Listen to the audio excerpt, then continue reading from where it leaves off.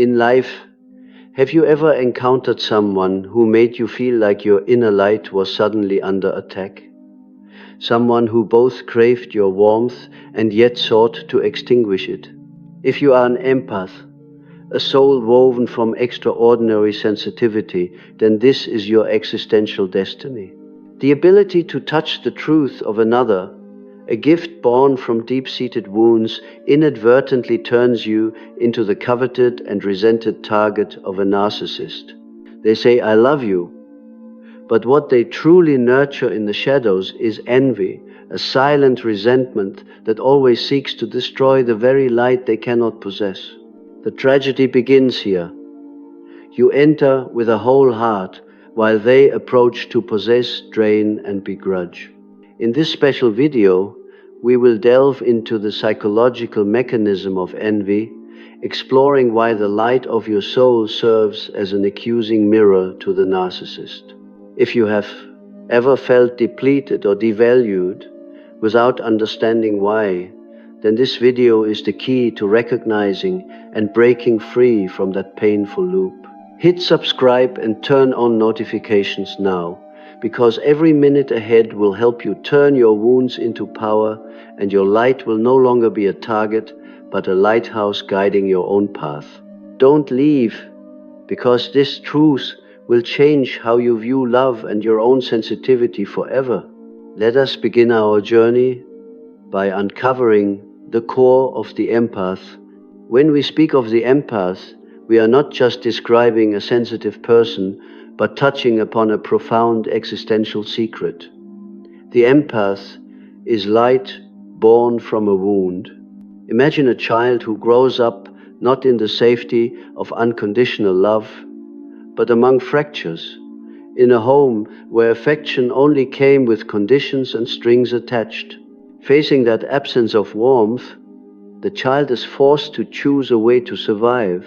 Some choose to build cold walls, covering their pain with a flawless mask, and from there the narcissist is born. But there is another path. Some children, instead of building walls, are compelled to open their eyes wide and stretch their hearts open. They learn to anticipate every subtle shift in a gaze, every breath, every silence, just to avoid being hurt. That child is the empath. The empath is not born out of protection or coddling. They are born out of a tear in the soul's membrane that never truly closed. That very tear turned them into living antennas, capable of tuning into every subtle emotional frequency in the surrounding atmosphere. While an ordinary child learns to call attention through tears or tantrums, the empath child learns to suppress both, making space for observation and deep understanding. For them, survival meant sensing the storm before it came, feeling the chill even while the sun was still shining. This harsh survival mechanism became etched into their being, later transforming into a priceless gift in adulthood. The adult empath carries this gift as a light shining through their own wound. They can hear what is unspoken, see the shadow behind a smile, and touch the pain others try to hide.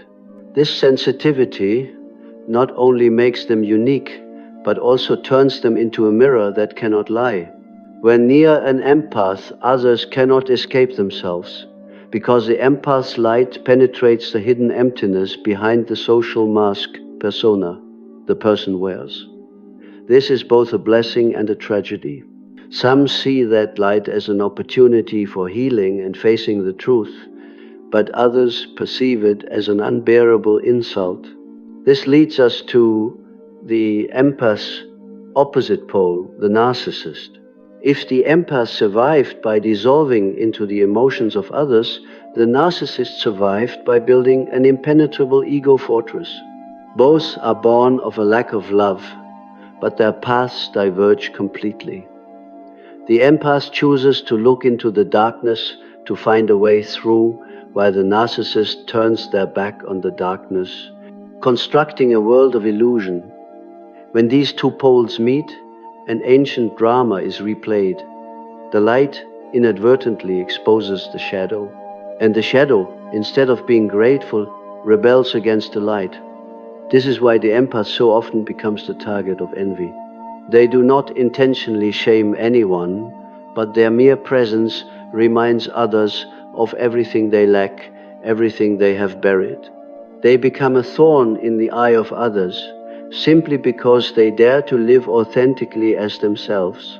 We have established that the empath carries the light born from their wounds, a flame of authenticity and profound empathy.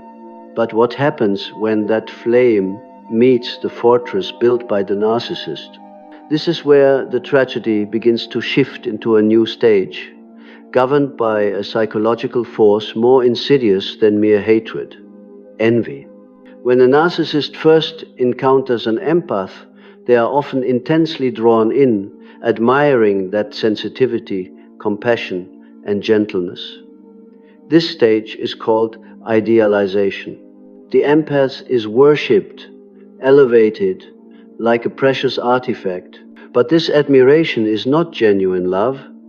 It's like gazing at a luxury item, radiant, beautiful, but only useful for decoration and for elevating the narcissist's self-image.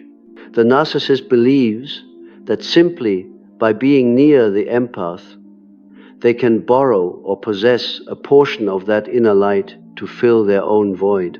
However, the harsh truth is that no one can live too long on borrowed light. Once the novelty fades, once the empath's light is no longer merely an accessory to adorn the narcissist's ego, admiration quickly mutates into envy. It is crucial to distinguish clearly. Envy is not jealousy. Jealousy still wants to hold and possess. I want that to be mine. But envy is different. It wants to eliminate, to destroy, to strip the other of the very light it cannot possess. It is the most insidious poison that seeps into relationships. Envy rarely reveals itself openly. It creeps in like an uninvited guest, disguising itself in the most subtle forms. It might be a compliment laced with a cut. You're talented, but don't get too confident.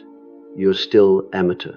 Or a cold embrace, a precisely timed withdrawal of warmth, right when the empath needs it most. These gestures are so small that the empath often convinces themselves, maybe I'm too sensitive, or I'm making a mountain out of a molehill. But this is precisely how envy operates in daily life. It creates invisible cuts that erode the spirit. Jung referred to this as the rebellion of the shadow complex. The pure presence of the empath, their authentic light, inadvertently touches and awakens the buried darkness within the narcissist. When touched, that shadow doesn't reach out to learn or heal, but rises up to attack. Confronted with a truly genuine smile from the empath, the narcissist suddenly recognizes the falseness of their own. Confronted with a wholehearted hug, they are reminded that their own hugs are only for control. The empath becomes a mirror, and mirrors do not flatter. Exposed and humiliated by that reflection, the narcissist cannot bear the truth. Instead of changing, they choose to shatter the mirror by belittling, denying, or destroying the person reflecting them. With every sincere action from the empath, the narcissist feels accused. That is why, after the idealization stage, the relationship transitions into devaluation, where sweet love turns into mockery and coldness. The empath begins to feel smaller, their light dimmed, and sadly they begin to devalue themselves on the narcissist's behalf. This is when envy wins. When the empath starts to believe that their sensitivity is a burden and their compassion is naivety. We have explored how envy creeps in and turns the empath's light into an accusing mirror. So what happens when the mirror is shattered, when the devaluation stage ends? The relationship doesn't immediately dissolve. It transitions into an even more agonizing state. False love and the draining of the soul. Imagine you are invited to a grand banquet. Candles glow, music drifts softly, and promises of love and intimacy echo. I love you. You are everything to me. You sit down, believing you are about to be nourished and cherished. But when you lift the silver lid of the dish, all you see is ash. That is the experience of an empath in love with a narcissist. The language of love fills the air, but when you reach out to touch it, it dissolves into nothingness. This is the paradox of false love. It promises a feast for the soul, yet leaves you starving at the very table of supposed abundance. The narcissist does not approach to share, they approach to consume you. You are the well they thirst for, the source of light they lack. But once they drink, they resent you for reminding them of their own unfillable void. What they offer is not love, but a cold transaction. I will love you as long as you continue to fill me. Carl Jung once spoke of the soul vampire archetype in the collective unconscious. The false lover is the embodiment of this figure. Unable to feed themselves on genuine emotional flow, they turn to the empath as a source of supply. The real danger is not only the draining. The tragic part is that they call this behavior love. They whisper sweet words and promise forever, but beneath it all is mere possession. The empath, born from wounds and accustomed to sacrifice, begins to feel weaker every time they give tenderness. They lose inner silence with every moment of listening, and surrender a piece of self-respect with every act of forgiveness. They tell themselves, perhaps this is the price of love. Perhaps love means endurance. And the cycle continues. But the brutal truth is, false love is like ash. From afar it may glitter, but the tighter you hold it, the dirtier and emptier your hands become, and the hungrier you grow. This training is executed through a series of small daily details. When you need encouragement, they remain silent. When you excitedly share a dream, they sneer. When you shine in a moment, they deflate you with a careless remark. And when you are exhausted, they demand more.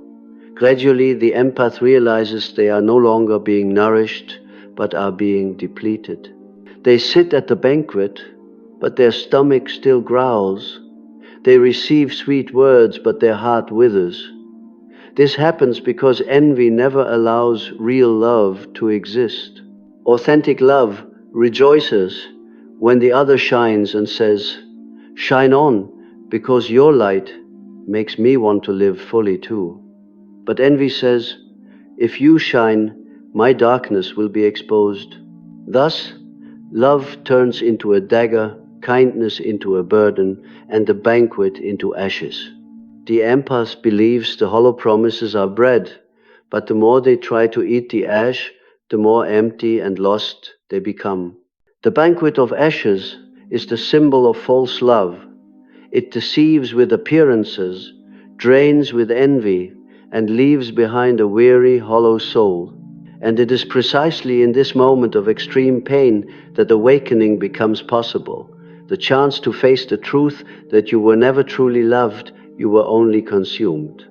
After experiencing the painful truth of being consumed rather than loved, the empath risks personalizing the pain, blaming their sensitivity as the cause. But to truly liberate ourselves, we must elevate our perspective beyond the level of the individual relationship. Envy is not merely a private emotion of one person. It is an ancient archetype, a powerful force residing within the collective unconscious. Consider humanity's foundational stories. The first story in the Bible tells of Cain and Abel. Abel offered his sacrifice with a sincere heart, and it was accepted. Cain saw this, and his brother's light was not a joy, but an unbearable insult. Envy crept in, And instead of learning from Abel's sincerity, Cain chose violence, killing his brother. This is more than a moral tale. It is a primal psychological map showing that when an authentic soul, Abel divided by empath, stands next to a soul governed by shadow, Cain divided by narcissist, the light becomes a thorn and envy turns to destruction. This archetype repeats across myths and history.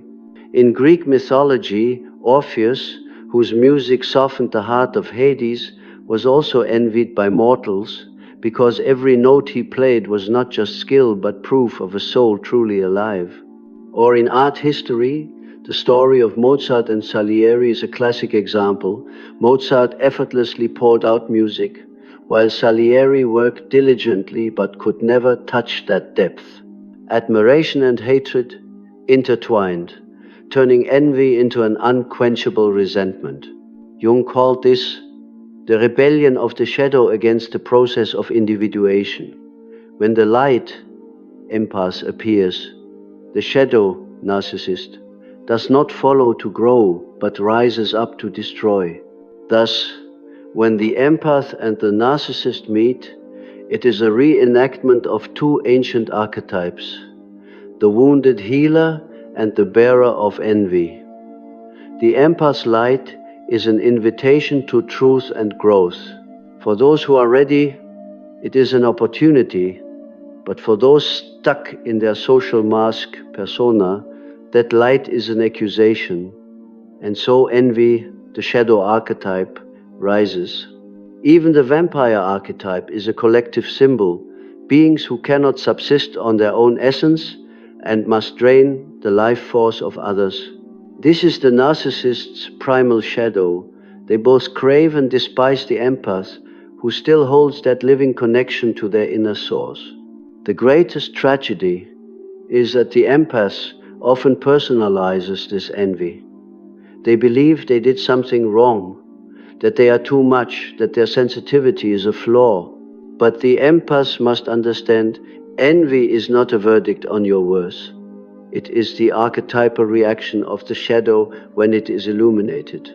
You are being attacked not because you are wrong, but because you are right. You are present in your truth, in the process of becoming whole. When the empath can name this truth, this is not my fault. This is the archetype of envy rebelling. They can step out of the loop powerfully without losing compassion. Light was not born to please the dark, it was born to illuminate. And when the dark reacts, it is irrefutable proof that you are shining exactly where it needs to be exposed. We now understand that envy is the reaction of an ancient shadow when it is illuminated by the empath's light. But how does an archetypal psychological force manifest in a daily conversation or in a seemingly harmless gesture? Envy rarely arrives with open blows or loud insults. It is not a storm, it is the cold drafts seeping through a crack. This is precisely why the empath so easily mistakes it and blames themselves. If you were blatantly betrayed, you could leave. But when envy slides in through the tiniest details, it leaves invisible cuts, wounds that don't bleed but erode your spirit day by day. Consider these micro moments.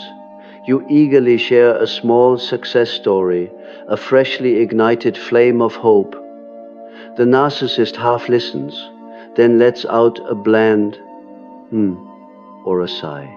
Immediately, the small flame in your heart goes out, or you muster all your courage to reveal a private hurt, hoping to be held, but receive a tight smile accompanied by a dismissive remark.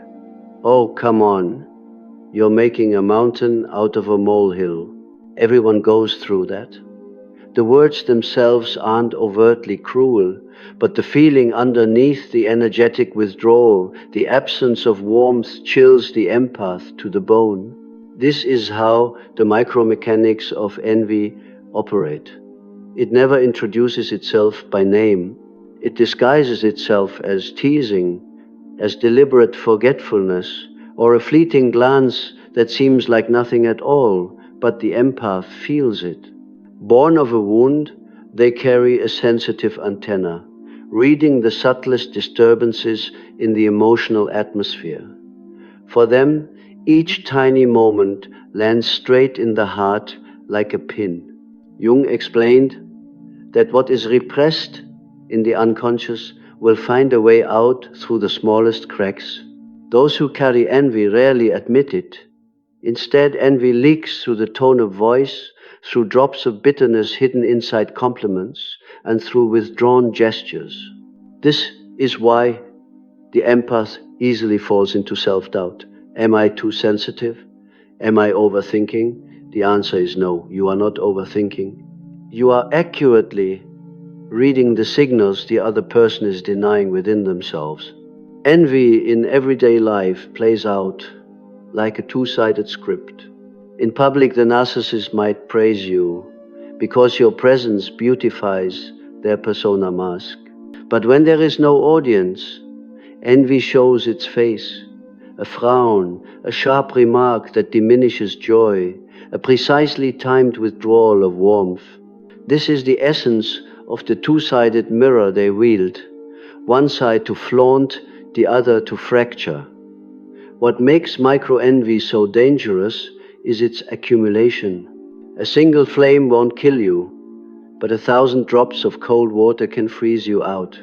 Empaths often don't perceive the destruction until they are completely spent, because it isn't one major event, but hundreds of micro-behaviors layered together. Today's tight smile, tomorrow's icy silence. If the empath fails to name these micro-cuts, they will call the depletion fade. But when you look straight at it and say, this is not love, this is envy leaking through the details, you are turning the unconscious into consciousness. You realize those moments are not proof of your weakness, they are irrefutable evidence that you are touching the truth the other person refuses to confront. By recognizing these smallest details, you can begin to set boundaries. That is the power of awakening, transforming the invisible cuts into evidence and turning envy from a hidden dagger into a symbol you can recognize, face, and transcend. We have seen how envy leaks through micro details, creating thousands of small wounds. But why must a narcissist maintain a relationship they are constantly trying to undermine? The answer lies in the split between the persona, social mask, and the shadow within them. For the narcissist, the persona is not just a mask. It is a castle built from bricks of pretense and decorated with illusions, charm, success, and the capacity to love. Because the inside is so empty, they must make the external mask ever more grand and convincing. They need to be seen as someone who loves, cherishes, and gives. But true love cannot be performed. It requires soul-to-soul contact. This is where the tragedy reaches its climax. To maintain the persona, they are forced to pretend to love. Picture a theater stage.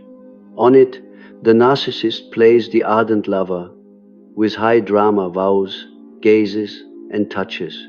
The empath, yearning for love and readily receiving its signs, initially believes the performance, but over time, something is noticed amiss. The words are sweet, but the eyes are empty. The gestures are tender, but the energy is cold. It feels like holding a wax statue, beautiful, polished, but without a heartbeat. Why? Because that counterfeit love does not arise from the heart. It is learned, practiced language from the persona, not music from the soul.